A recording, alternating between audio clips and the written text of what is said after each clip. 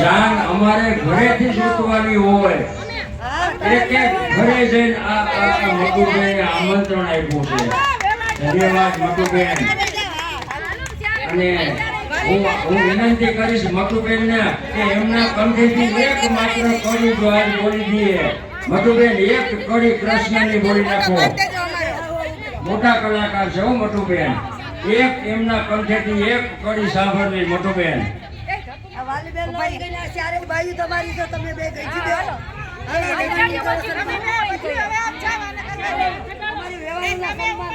વેવાણુના સન્માન છે હો મધુબેન.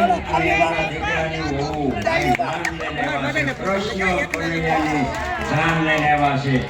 એમનું મોટા મનથી અને લાગણીથી અને ભાવથી એમનું સન્માન કરીએ કે ભગવાન પાસે આ ભાગવત ભગવાન અને દાસારામ બાપાને પ્રાર્થના કરીએ કે આ બંને પરિવારને આ ગોપી મંડળને આવા કામ સદાય માટે કરતા રાખે ભગવાન એમને પ્રેરક બળ આપે એવી ભગવાન પાસે પ્રાર્થના. એક પણ આ પરિવારનું માણસ સન્માનથી વંચિત ન રહી જાય ને કાળજી રાખજો. કવડો મોટો ભોગ આપ્યો. 7 દિવસથી એક નાની નાની બાબતમાં આ પરિવાર